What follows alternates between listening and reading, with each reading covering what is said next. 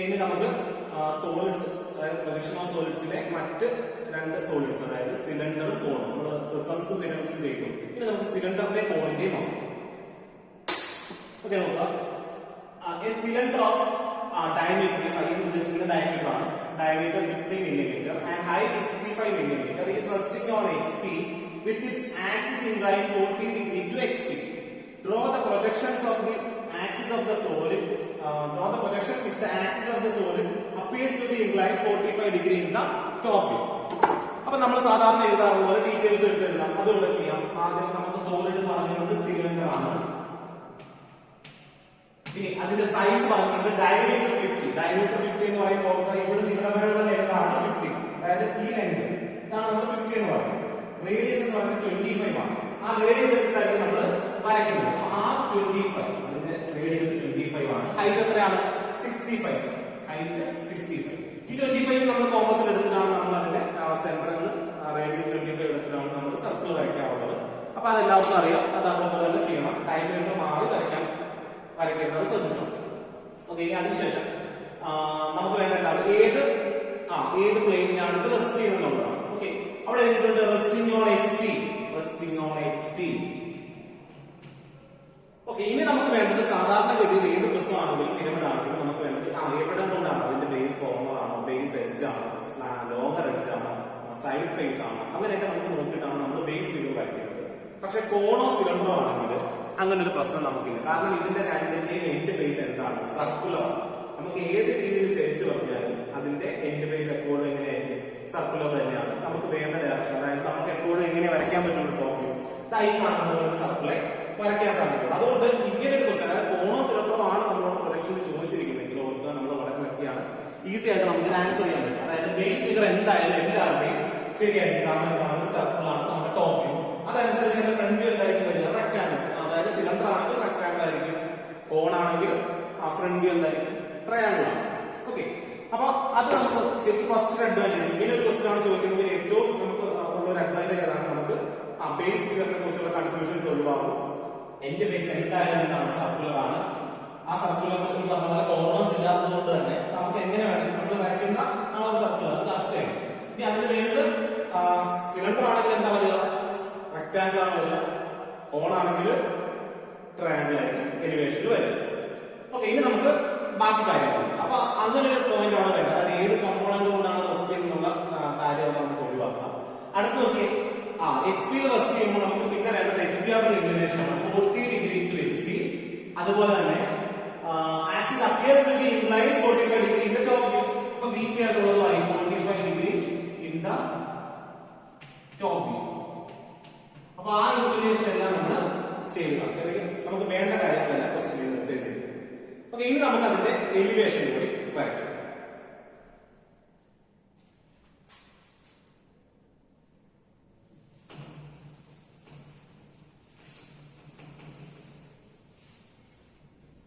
Okay, elevation വരയ്ക്കുമ്പോൾ നമുക്കറിയാം, നമ്മൾ ഓൾറെഡി പറഞ്ഞിട്ടുള്ളതായിരിക്കും, അല്ലെങ്കിൽ നമുക്ക് അറിയാവുന്ന കാര്യമാണ്. ഒരു സിലിണ്ടർ എന്ന് പറയുമ്പോൾ ഇതിന്റെ ടോപ്പ് വ്യൂ, ഇങ്ങനെ ഇരിക്കുന്ന ഒരു സിലിണ്ടറിന്റെ ടോപ്പ് വ്യൂ എന്ന് പറഞ്ഞ സർക്കിൾ, ഫ്രണ്ട് വ്യൂ എന്ന് പറയുന്ന റെക്ടാങ്കിൾ ആണ്. അപ്പൊ ഇതിന് ഒരു പ്രശ്നമുണ്ട്. ഏത് പ്രശ്നമാണെങ്കിലും അല്ലെങ്കിൽ പിരമിഡ് ആണെങ്കിലും അതിന് കോർണേഴ്സ് ഉണ്ടാവും. അതായത് ഒരു പെന്റഗണൽ പ്രശ്നമാണെങ്കിൽ അതിന് 5 കോർണേഴ്സ് ഉണ്ട്. അപ്പൊ ആ കോർണേഴ്സിനാണ് നമ്മൾ അവിടെ നെയിം ചെയ്തിരുന്നത്. ആ കോർണേഴ്സിനെ ബേസ് ചെയ്ത് അവിടെ നമുക്ക് എഡ്ജസ് ഉണ്ടായിരുന്നു. ആ എഡ്ജസ് വെച്ച് നമുക്ക് ആ സോളിനെ റെപ്രസെന്റ് ചെയ്യാറുണ്ട്. പക്ഷെ ഒരു സിലിണ്ടറിന് അങ്ങനെ കോർണേഴ്സ് ഇല്ല. ഇനി നമ്മൾ അഥവാ കോർണേഴ്സ് ഇടുകയാണെങ്കിൽ ഇൻഫിനിറ്റ് നമ്പർ ഓഫ് കോർണേഴ്സ് നമ്മൾ പറയുള്ളൂ. കാരണം ഇവിടെ എല്ലാം എന്തുണ്ട്? കോർണേഴ്സ്. അപ്പൊ അതിൽ നിന്ന് കുറച്ച് കോർണേഴ്സ് മാത്രം നമ്മൾ സെലക്ട് ചെയ്യാണ്, അല്ലെങ്കിൽ കുറച്ച് പോയിന്റ്സ് മാത്രം സെലക്ട് ചെയ്യാണ്. അങ്ങനെ അപ്പുറവും ഇപ്പുറവും ഉള്ള പോയിന്റ്സ് സെലക്ട് ചെയ്ത് നമ്മൾ ഒരു ലൈൻ വരച്ചാൽ അതിന് നമ്മൾ ജനറേറ്റർ എന്നാണ് പറയുന്നത്. എന്താണ് ജനറേറ്റർ? അങ്ങനെ ഇൻഫിനിറ്റ് നമ്പർ ഓഫ് ജനറേറ്റേഴ്സ് ഉണ്ട് ഒരു സിലിണ്ടറിന്. ഞാൻ ഈ വരയ്ക്കുന്നത് സ്പേസ്ഡ് ആണ്. അതിനേക്കാളും ക്ലോസ് ആയിട്ട് എന്തുണ്ടാവും? ജനറേറ്റേഴ്സ് ഉണ്ടാവും. അതിൽ 2 ജനറേറ്റേഴ്സ് മാത്രമാണ് നമ്മൾ അങ്ങേയറ്റവും ഇങ്ങേയറ്റവും വരയ്ക്കുന്ന ആ റെക്ടാങ്കിൾ യൂസ് ചെയ്യുന്നത്. അതായത് ഇവിടെ നമ്മൾ ഫസ്റ്റ് വരയ്ക്കുന്ന ആ റെക്ടാങ്കിൾ, അതായത് ഹൈറ്റ് 65 നമ്മൾ റെക്ടാങ്കിൾ വരയ്ക്കുകയാണെങ്കിൽ അതിന്റെ ഈ എൻഡുകൾ, അതായത് അങ്ങേയറ്റവും ഇങ്ങേയറ്റവും കാണുന്നത് ഒരു ജനറേറ്റർ തന്നെയാണ്. അതായത് ഇതിന്റെ ഒരു ജനറേറ്റർ ആണെങ്കിൽ ഇങ്ങേയറ്റത്ത് കാണുന്ന മറ്റൊരു ജനറേറ്റർ ആണ്. ഇതിനിടയിൽ എല്ലാം എന്തുണ്ട്? ജനറേറ്റേഴ്സ് ഉണ്ട്. ഓക്കെ, അപ്പൊ അതിൽ കുറച്ചെണ്ണത്തിന് മാത്രം നമുക്ക് ആവശ്യം, അതായത് നമുക്ക് വരയ്ക്കാനുള്ള സൗകര്യത്തിന് വേണ്ടി നമ്മൾ കുറച്ച് ജനറേറ്റേഴ്സിനെ ഇവിടെ ക്രിയേറ്റ് ചെയ്യാം. അപ്പൊ ഓർക്കുക, അങ്ങനെ ഒരു പ്രൊസീജിയർ ഇതിനകത്തുണ്ട് സിലിണ്ടർ സിലിണ്ടറോ കോണോ ആണെങ്കിൽ നമുക്ക് കുറച്ച് ജനറേറ്റേഴ്സിന്റെ ആവശ്യമുണ്ട്. നമുക്ക് വരച്ച് തീർക്കാനായിട്ട്, അതായത് ഫിഗർ കംപ്ലീറ്റ് ചെയ്യാനായിട്ട് നമുക്ക് കുറച്ച് ജനറേറ്റേഴ്സ് വേണ്ടി വരും. അപ്പൊ ആ ജനറേറ്റേഴ്സ് ആണ് ഞാൻ ഇവിടെ ഉണ്ടാക്കാൻ പോകുന്നത്. ഓക്കെ, അതിനായിട്ട് ആദ്യമേ നമ്മുടെ ഒരു ഡയഗ്രം ഇതേപോലെ എക്സ്പ്ലെയിൻ ആയിട്ട് പാരലായിട്ട് വരയ്ക്കുക. അതായത് എക്സ്പ്ലെയിൻ ആയിട്ട് പാരലായിട്ട് നമ്മൾ ആദ്യമേ ഒരു ജനറേറ്റർ വരയ്ക്കുക. അതിനുശേഷം പെർപെൻഡിക്കുലർ ആയിട്ട് ഒരു ജനറേറ്റർ വരയ്ക്കുക, രണ്ടാമത്തെ ജനറേറ്റർ. അപ്പൊ ആദ്യത്തെ നമ്മൾ ഇങ്ങനെ വരച്ചു, രണ്ടാമത്തെ ഇങ്ങനെ വരച്ചു. ഇനി 45 ഡിഗ്രി ഇൻക്ലൈൻഡ് ആയിട്ട്, അതായത് ഇതിന്റെ രണ്ടിനെയും ഈക്വൽ ആയിട്ട് ഡിവൈഡ് ചെയ്യുന്ന രീതി, ഈ ആംഗിളിനെ 90നെ ഈക്വൽ ആയിട്ട് ഡിവൈഡ് ചെയ്യുന്ന 45 ഒരു ജനറേറ്റേഴ്സ് ഇട്ടുകൊണ്ട് പിന്നെ ഒരു ജനറേറ്റർ ഇങ്ങനെ ഈ സെക്ടറിനെ ഡിവൈഡ് ചെയ്യുന്ന രീതിയിൽ ഇങ്ങനെയും വരയ്ക്കുക. അപ്പൊ ഓർക്കുക, ഇത് പ്രിസമാണ്. ഇതെല്ലാം ലൈറ്റ് ആയിട്ട് വരച്ചാൽ മതി. പ്രിസം ആണെങ്കിലും ശരി, കോണാണെങ്കിലും സിലിണ്ടർ ആണെങ്കിലും ശരി, കോണാണെങ്കിലും ശരി, ഇതെല്ലാം എന്താണ് ജനറേറ്റേഴ്സ് ആണ്. ഇതെല്ലാം ക്രിയേറ്റഡ് ആണ്. അങ്ങനെ സാധനം അവിടെ ഇല്ലാത്തതാണ്. അതുകൊണ്ട് ഇതെല്ലാം ലൈറ്റ് ആയിട്ട് വരയ്ക്കാവുള്ളൂ. ഞാനിപ്പോ നിങ്ങൾക്ക് കാണിക്കാനായിട്ട് കുറച്ച് ഡാർക്ക് കാണിച്ചതാണ്. ലൈറ്റ് ലൈൻസ് മാത്രം, അതായത് കണ്ടിന്യൂസ് തിൻ ലൈൻസ് ഉപയോഗിച്ചാണ് നമ്മൾ ജനറേറ്റേഴ്സ് വരയ്ക്കുന്നത്. ഓക്കെ, ഇനി നമ്മൾ ഈ ജനറേറ്റേഴ്സിനാണ് നമ്മൾ പേര് കൊടുക്കുന്നത്. കോർണേഴ്സ് ഇല്ലാത്തത് കൊണ്ട് തന്നെ ഈ ജനറേറ്റേഴ്സിനാണ് പേര് കൊടുക്കുന്നത്. അതായത് ഈ കോർണർ, അതായത് ഈ ഫോർഡ് കോർണർ നമ്മൾ എ എന്നും, രണ്ടാമത്തെ ഇവിടെ B, C, D, E, F, G, H, അങ്ങനെ നമ്മൾ ടോപ്പിൽ നിന്ന് കാണുന്നത്, അതായത് ഇതിനെ ആണ് നമ്മൾ ഡിവൈഡ് ചെയ്യുന്നത്. ഇതിനെ ഡിവൈഡ് ചെയ്യുമ്പോൾ ഇങ്ങനെ ഇങ്ങനെ ഇങ്ങനെ ഇങ്ങനെ ഡിവൈഡ് ചെയ്യും. അതിൽ ഇവിടെ നമ്മൾ എ കൊടുത്തു, ബി കൊടുത്തു, സി കൊടുത്തു, ഡി കൊടുത്തു, ഇ കൊടുത്തു, എഫ് കൊടുത്തു, ജി കൊടുത്തു, എച്ച് കൊടുത്തു.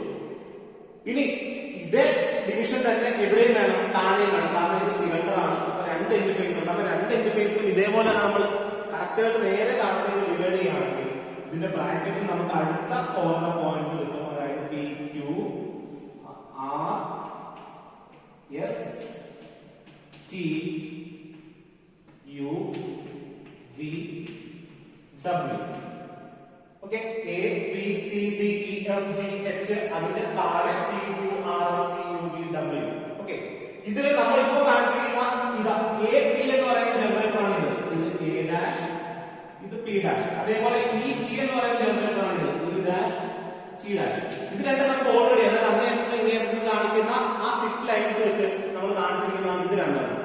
അതിപ്പോ നമ്മൾ ഈ ജനറേറ്റേഴ്സ് ഇട്ടില്ലെങ്കിൽ നമ്മൾ സിലിണ്ടറിന്റെ ഫ്രണ്ട് വ്യൂ വരയ്ക്കുമ്പോൾ അത് രണ്ടും അങ്ങേയറ്റം ഇങ്ങേയറ്റം വരുന്നതാണ്. പക്ഷെ ഇവിടെ നമ്മൾ നെയിം ചെയ്തതുകൊണ്ട് ഞാൻ അതിന് നെയിം ചെയ്ത് കൊടുത്തുവല്ലോ. ഇനി ബാക്കിയുള്ള ജനറേറ്റേഴ്സ് നമ്മൾ പ്രൊജക്ട് ചെയ്യാം. ഓക്കെ, അതായത് ഈ ബി, ക്യൂ, എച്ച്, ഡബ്ല്യു ഇത് രണ്ടും ഒരേ ലൈനാണ്. നമ്മൾ ഫ്രണ്ട് മേളിലേക്ക് പ്രൊജക്ട് ചെയ്യുകയാണെങ്കിൽ ഇവിടെ വരും. അതുപോലെ സി, ആറും ജി, വിയും ഇവിടെ വരും. ഡി, എസ്, എഫ്, യു ഇവിടെ വരും. അപ്പൊ ഓർക്കുക, ഈ പോയിന്റും ഒരേ ലൈനിലായിരിക്കണം. അതായത് ഈ വരച്ചിരിക്കുന്ന പ്രൊജക്ടേഴ്സ് എല്ലാം പാരലൽ പ്രൊജക്ടേഴ്സ് ആണ്. ഇനി ഇവിടെ നിന്ന് മേളിലേക്ക് പ്രൊജക്ട് ചെയ്യാം. അതായത് ലൈറ്റ് ആയിട്ട് തന്നെ ഡാർക്ക് ആക്കേണ്ട ആവശ്യമില്ല. ഇങ്ങോട്ടേക്ക്, അതുപോലെ ഇങ്ങോട്ട് നെയിം ചെയ്യുമ്പോൾ നോക്കുക. ഇവിടെ നോക്കുമ്പോൾ നമ്മൾ കാണുന്ന B, C, D, B, C, D എല്ലാത്തിനും ഡാഷ് കൊടുക്കുക. ഇവിടെ നോക്കുമ്പോൾ താഴെ കാണുന്നതാണ് Q, R, S, Q, R, S. ഇനി ബാക്കിലുള്ള പോയിന്റ്സ് നോക്കുകയാണെങ്കിൽ എയുടെ ബാക്കിൽ ഒന്നുമില്ല, പിന്നുള്ള ബിയുടെ ബാക്കിലാണ്. ബിയുടെ ബാക്കിലാണ് എച്ച് ഉള്ളത്. അതുകൊണ്ട് ബ്രാക്കറ്റിൽ എച്ച് ഡാഷ് കൊടുക്കുക. സിയുടെ ബ്രാക്കറ്റിലാണ് ജി ഉള്ളത്. ബ്രാക്കറ്റിൽ ജി ഡാഷ് കൊടുക്കുക. ബിയുടെ ബാക്കിലാണ് എഫ് ഉള്ളത്. ബ്രാക്കറ്റിൽ എഫ് ഡാഷ് കൊടുക്കുക. ഇയുടെ ബാക്കിൽ ഒന്നുമില്ല. ഓക്കെ, എയുടെ ബാക്കിൽ ഒന്നുമില്ല, ഇയുടെ ബാക്കിൽ ഒന്നുമില്ല. അതുപോലെ ഇത് നോക്കുകയാണെങ്കിൽ P, Q, R, S, T ഇതെല്ലാം ഫ്രണ്ടിലുള്ളതാണ്. P, Q, R, S, T. പിയുടെ ബാക്കിൽ ഒന്നുമില്ല. ക്യൂവിന്റെ ബാക്കിലുള്ളത് ഡബ്ല്യു. ആറിന്റെ ബാക്കിലുള്ളത് വി. എസിന്റെ ബാക്കിലുള്ളത് യു. ഇങ്ങനെ നമ്മൾ പോയിന്റ്സ് എല്ലാം മാർക്ക് ചെയ്യണം. അതായത് ജനറേറ്റേഴ്സ് നമ്മൾ നെയിം ചെയ്തു. ഇങ്ങനെ ഉണ്ടെങ്കിലേ നമുക്ക് അടുത്ത വ്യൂസ് വരയ്ക്കാൻ പറ്റുള്ളൂ. അതിനായിട്ടാണ് നമ്മൾ ഇങ്ങനെ ചെയ്യുന്നത്. ഓക്കെ, രണ്ടാമത്തെ കണ്ടീഷൻ, അതായത് ഇപ്പോ കാണുന്നത് എങ്ങനെയാണ്? ഫസ്റ്റ് ബേസ് ഫിഗർ നമ്മൾ ഒരു സിലിണ്ടർ ചോദിക്കുകയാണെങ്കിൽ, അതിപ്പോ എങ്ങനെയാണെങ്കിലും സിലിണ്ടറിന്റെ front view, sorry base figure എന്ന് പറഞ്ഞാൽ ഇങ്ങനെയായിരിക്കും. Top view circle, front view rectangle. ആ റെക്ടാങ്കിളിനെ നമ്മൾ ഡിവൈഡ് ചെയ്യാൻ വേണ്ടിയിട്ടാണ് നമ്മൾ ഈ പരിപാടികളെല്ലാം ചെയ്യുന്നത്. അപ്പൊ ആ ഡിവിഷൻ കൂടി അങ്ങനെ നമുക്ക് ജനറേറ്റേഴ്സ് ഒക്കെ ഉണ്ടാക്കി. ഇനി അടുത്ത സ്റ്റെപ്പ് എന്താണ്? ഇതിന്റെ ആക്സിസ് ഇപ്പൊ പെർപെൻഡിക്കുലർ ടു എക്സ് പി ആണ്. അതായത് ആക്സിസ് ഇങ്ങനെ നിൽക്കുകയാണ്. ഇതിനെ നമ്മൾ എത്ര ഇൻക്ലൈൻഡ് ആക്കണം? 40 ഡിഗ്രി എക്സ് പി ആയിട്ട് ഇൻക്ലൈൻഡ് ആക്കണം. അതായത് എക്സ് വൈ ലൈനുമായിട്ട് 40 ഡിഗ്രി ഇൻക്ലൈൻഡ് ആണ്. അപ്പൊ ഒരൊറ്റ പോയിന്റ്, അതായത് ഇവിടെ കാണുന്ന ഒരു പോയിന്റിൽ ഈ സിലിണ്ടർ ടച്ച് ചെയ്ത് നിൽക്കും. ആ പോയിന്റ് എന്ന് പറയുന്നത് ഇ ടി, അതായത് ടി എന്ന് പറയുന്ന ഈ പോയിന്റ്.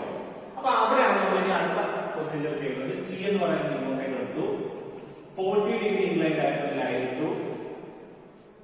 ആ 40 ഡിഗ്രിയിൽ ഈ ലൈൻ, അതായത് ഇതിന്റെ ഹൈറ്റ് എത്രയാണ്, ആ ഹൈറ്റ് എടുത്തു. ആ ഹൈറ്റ് ഇങ്ങോട്ടേക്ക് മാർക്ക് ചെയ്തു.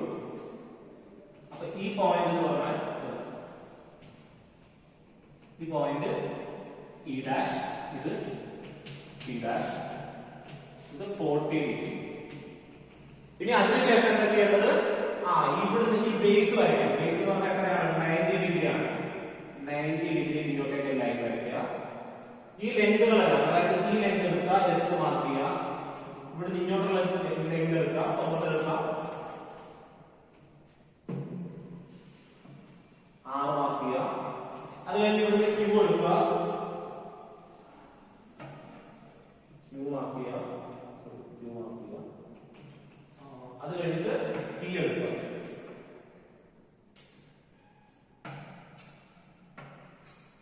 P mark.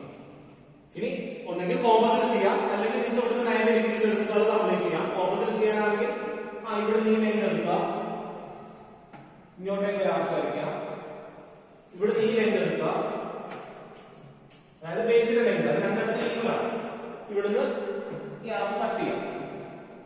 അപ്പൊ അതിന് വരച്ചു കഴിഞ്ഞാൽ നമ്മുടെ സിലിണ്ടർ കംപ്ലീറ്റ് ആവും. ഇതിനകത്തെല്ലാം നമ്മൾ എന്ത് കാണിക്കും? നേരത്തെ കാണിച്ചതുപോലെ തന്നെ ടെമ്പറേച്ചേഴ്സ് കാണിക്കും. ആക്സിസ് ആണ് ഇൻക്ലൈൻഡ് എന്ന് പറഞ്ഞിരിക്കുന്നത്. പക്ഷെ ഇതെല്ലാം പാരലൽ ആയതുകൊണ്ട് തന്നെയാണ് ഞാൻ ഈ 40 കൊടുത്തിരിക്കുന്നത്. അപ്പൊ ഇനി വേണമെങ്കിൽ ഇത് കൊടുത്താലും, അതായത് ഇതിലാണ് ആക്സിസ് വരുന്നത്, അപ്പൊ ഇത് 40 ആയിട്ട് കൊടുത്താലും അത് ഈക്വൽ ആണ്. ഓക്കെ, ബാക്കിയുള്ള പോയിന്റ്സ് നെയിം ചെയ്യാം. അതായത് ഇത് പി ഡാഷ്, ക്യൂ, ഡബ്ല്യു, ഇവിടെ വരുന്നത് ആർ വി, ഇവിടെ വരുന്നത് എസ് യു, ഇവിടെ A B C D, E F G H. Okay, ഇത് ബി എച്ച് ആണ്, അത് കൺഫ്യൂസ്ഡ് ആവാം. ഓക്കെ, ഇതിന് ശേഷം ഇനി നമ്മുടെ അടുത്ത സ്റ്റെപ്പ് നമ്മൾ യൂഷ്വലി ചെയ്യാറുള്ള പോലെ മേളിലുള്ള പോയിന്റ്സ് എല്ലാം താഴത്തേക്ക് കൊണ്ടുവരിക. 1 2 3 4 5. ഇവിടെ നിന്നുള്ളതെല്ലാം താഴത്തേക്ക് കൊണ്ടുവരിക.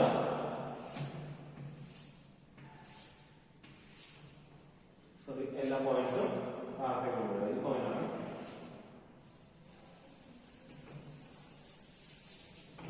ഇത് 1 2 3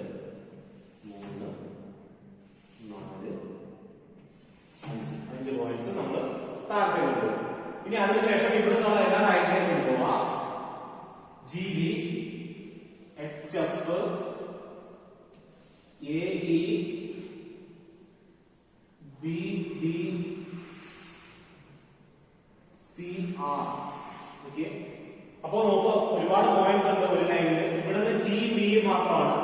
ഇവിടുന്ന് എച്ച് ഡബ്ല്യു എഫ് യു ഇതെല്ലാം ഈ ലൈനിലുണ്ട്. ഇവിടുന്ന് എ പി ഇ ടി ഇതെല്ലാം ഈ ലൈനിലുണ്ട്. ഇവിടുന്ന് ബി ക്യു ഡി എസ് ഇതെല്ലാം ഈ ലൈനിലുണ്ട്. ഇവിടെ സി ആർ. അപ്പൊ അങ്ങനെ ഓർത്ത് ശ്രദ്ധിച്ചു വേണം ചെയ്യാൻ. ഓക്കെ, ഇനി ആദ്യത്തെ പോയിന്റ് നോക്കി. ഇവിടുന്ന് വരുന്ന എയും ഇവിടുന്ന് വരുന്ന എയും കൂടെ മീറ്റ് ചെയ്യുന്നത് എ ഇടുക. രണ്ടാമത്തത് ബി, അതായത് ഇവിടുന്ന് വരുന്ന ബിയും അവിടുന്ന് വരുന്ന ബിയും കൂടെ മീറ്റ് ചെയ്യുന്ന ബി. മൂന്നാമത്തത് സി, നാലാമത്തത് ഡി, അഞ്ചാമത്തത് A B C D E, ഇവിടെ എഫ്, ഇത് ജി, ഇത് എച്ച്. നോക്കുക, ശ്രദ്ധിച്ച് നോക്കിയാൽ അത് നെയിം ചെയ്യാൻ പറ്റും. അതായത് ഇവിടുന്ന് വരുന്ന ജിയും ഇവിടുന്ന് വരുന്ന ജിയും കൂടെ മീറ്റ് ചെയ്യുന്നിടത്താണ് നമ്മൾ ജി എഴുതിയിരിക്കുന്നത്. ഇവിടുന്ന് വരുന്ന എഫും ഇവിടുന്ന് വരുന്ന എഫും കൂടെ മീറ്റ് ചെയ്യുന്നിടത്താണ് എഫ് എഴുതിയിരിക്കുന്നത്. സിമിലർലി ഇവിടെ അതുപോലെ ചെയ്യാം. ഇവിടുന്ന് വരുന്ന പി, പിയും ഇവിടുന്ന് വരുന്ന പിയും കൂടെ മീറ്റ് ചെയ്യുന്നിടത്ത് P, Q, R, S, T, U, V, W. അങ്ങനെ എല്ലാ പോയിന്റ്സും ഇവിടെ മാർക്ക് ചെയ്യാം. അതായത് എ ബി സി ഡി പോലെ തന്നെ P Q R S T U V W വരെ മാർക്ക് ചെയ്യും. ഓക്കെ, അതിനുശേഷം നമ്മൾ സാധാരണ ചെയ്യാറുള്ള പോലെ ഏത് എൻഡ് ഫേസ് ആണ് നമുക്ക് കംപ്ലീറ്റ് ആയിട്ട് കാണുന്നത് നോക്കാം. അപ്പൊ ഇങ്ങനെ ഇരിക്കുമ്പോൾ നമുക്ക് കംപ്ലീറ്റ് ആയിട്ട് കാണുന്ന ഏതാണ്? ടോപ്പിൽ നിന്ന് നോക്കുമ്പോൾ ഈ ഫേസ് നമുക്ക് കംപ്ലീറ്റ് ആയിട്ട് കാണാൻ സാധിക്കും. ഓക്കെ, ഇത് നമുക്ക് കംപ്ലീറ്റ് ആയിട്ട് കാണാൻ സാധിക്കില്ല. ഇതാണ് നമുക്ക് കംപ്ലീറ്റ് ആയിട്ട്, അതായത് ലൈറ്റ് വീഴുന്ന എൻഡ് ഫേസ് എന്ന് പറഞ്ഞാൽ ഇതാണ്. അതായത് ടോപ്പിൽ എൻഡ് ഫേസ്, ഈ എൻഡ് ഫേസ് നമുക്ക് കാണാൻ സാധിക്കും. അപ്പൊ അത് ഫുൾ എന്ത് ചെയ്യുക? ഓക്കെ, ഇത് സ്കെയിൽ ഉപയോഗിച്ച് വരയ്ക്കേണ്ടതല്ല, നമുക്ക് ഫ്രീ ഹാൻഡ് ആയിട്ട് വരയ്ക്കണം. ഒരു കർവ് പോലെ തന്നെ ഫീൽ ചെയ്യണം. എല്ലാ പോയിന്റ്സും ടച്ച് ചെയ്യുന്ന രീതിയിൽ ഒരു കർവായിട്ട് അത് ജോയിൻ ചെയ്യാം. ഇനി താഴെ നമുക്ക് എന്താ കാണാൻ പറ്റുക? ഔട്ടർ ഫേസ് മാത്രം, അതായത് ഈ സർഫസ് മാത്രമാണ് നമുക്ക് കാണാൻ പറ്റുന്നത്. ഓക്കെ, ഇവിടെ നോക്കുമ്പോൾ കാണുന്ന ഏതൊക്കെയാണ്? P Q R H G അല്ല V W P Q R. Okay, V W P Q R അത് മാത്രമാണ് ഞാൻ കാണിച്ചിരിക്കുന്നത്. ലോങ്ങർ എഡ്ജിന്റെ കേസിൽ ഇവിടെ കൺഫ്യൂഷൻ വേണ്ട. ഇങ്ങനെയെങ്കിലും, അതായത് ഈ ടോപ്പിലും ബോട്ടത്തിലും ഉള്ളത് മാത്രം ഡാർക്ക് ചെയ്താൽ മതി. ബാക്കി ഒന്നും ഇവിടെ കാണിച്ചിട്ടില്ലെങ്കിലും കുഴപ്പമില്ല. ഇതെല്ലാം തമ്മിൽ ജോയിൻ ചെയ്ത് കാണിക്കണമെന്ന് നിർബന്ധമില്ല. അങ്ങനെയൊക്കെ ഇങ്ങനെയൊക്കെ ഉള്ളത് മാത്രം കാണിച്ചാൽ മതി. കാരണം ഇത് സിലിണ്ടറാണ്. അപ്പൊ ഇങ്ങനെ സിലിണ്ടർ പോണ ചോദിച്ചാൽ മറ്റൊരു അഡ്വാൻറ്റേജ് അതാണ്. അപ്പൊ ഏതൊക്കെ എഡ്ജ് കാണുന്നതാണെന്ന് നമ്മൾ കൺഫ്യൂഷൻ ഇവിടെ വേണ്ട. ആ എഡ്ജിലും ഈ എഡ്ജിലും ഉള്ളത് മാത്രമായിരിക്കും നമ്മൾ കാണുന്നത്. അപ്പൊ അത് നമുക്ക് ഡാർക്കായിട്ട് വരയ്ക്കാം. ഇനി നോക്കാം അടുത്ത ഫിഗറിൽ, അതായത് ഇപ്പൊ നോക്കിയ ആക്സിസ് എന്ന് പറഞ്ഞാൽ ഇതാണ് ആക്സിസ്. ഇതിനെയാണ് നമ്മൾ ഇനി അടുത്ത ഇൻക്ലിനേഷൻ കൊടുക്കുന്നത്. അതായത് ടോപ്പ് വ്യൂവിൽ കാണുമ്പോൾ 45 ഡിഗ്രി ഇൻക്ലൈൻഡ് ആയിട്ട് നമുക്ക് തോന്നുന്നു. ഇപ്പൊ അതെങ്ങനെയാണ്? പാരലൽ ടു XY, അതായത് parallel in the top view. Axis top വ്യൂവിൽ പാരലൽ ആയിട്ടാണ് ഇരിക്കുന്നത്, VP ആയിട്ട്. നമ്മൾ അതിനെ എങ്ങനെ മാറ്റണം? ഇനി ടോപ്പ് വ്യൂവിൽ 45 ഡിഗ്രി ഇൻക്ലൈൻഡ് ആക്കി മാറ്റണം. ഓക്കെ, അപ്പൊ അതിനാണ് നമ്മുടെ അടുത്ത സ്റ്റെപ്പ്.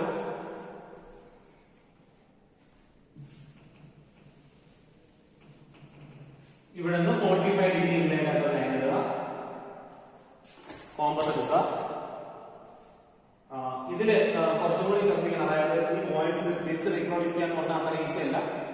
എക്സാക്ട് ആയിട്ട് നമ്മൾ സ്കെയിൽ ചെയ്ത് വന്നിട്ടുണ്ടെങ്കിൽ മാത്രമേ നമുക്ക് അങ്ങോട്ടേക്ക് ചെയ്യാൻ പറ്റുള്ളൂ. അപ്പൊ ആ രീതിയിൽ എല്ലാവരും ശ്രദ്ധിക്കുക. ഈ പോയിന്റ് ഞാൻ ഈ ആയിട്ടാണ് മാർക്ക് ചെയ്യുന്നത്, ഈ.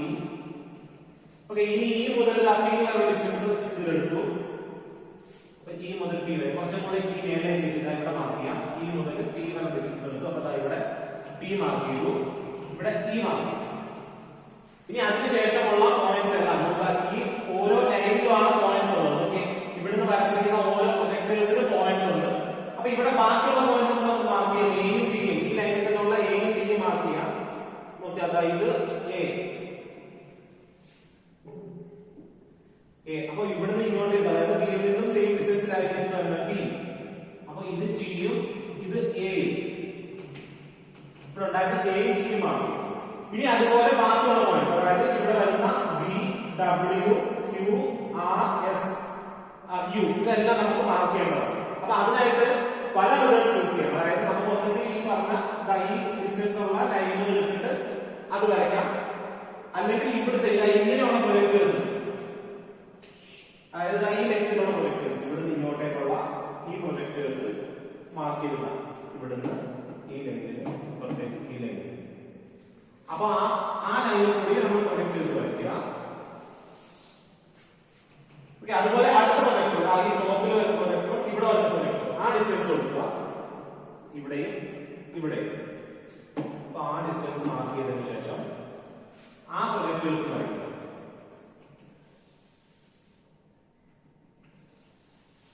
ഓക്കെ, ഇത് സ്വന്തം ഐഡിയയിൽ നമുക്ക് ചെയ്യാം. നമുക്ക് ഏത് രീതിയിലാണോ കൺവീനിയന്റ് ആ രീതിയിൽ നമുക്ക് ചെയ്യാം.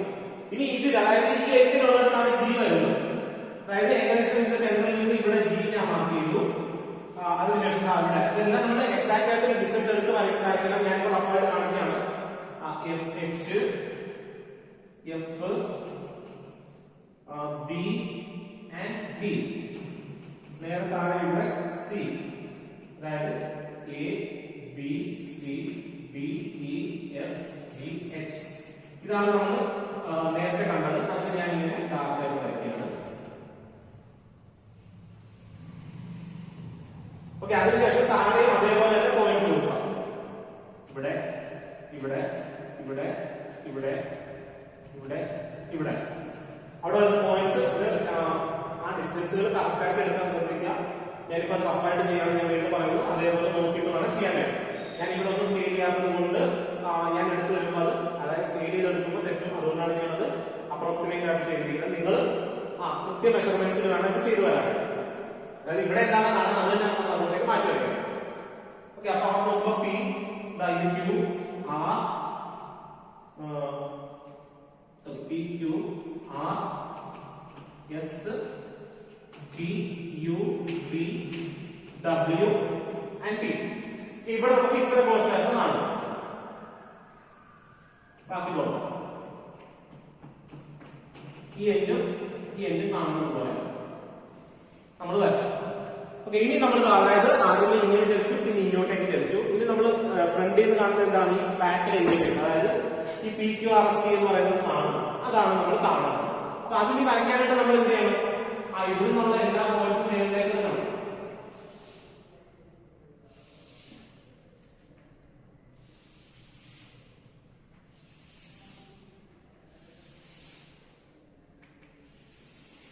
അതേപോലെ തന്നെ ഇവിടെ നിന്നുള്ള പോയിന്റ്സ് മേളിലേക്ക് കാണും.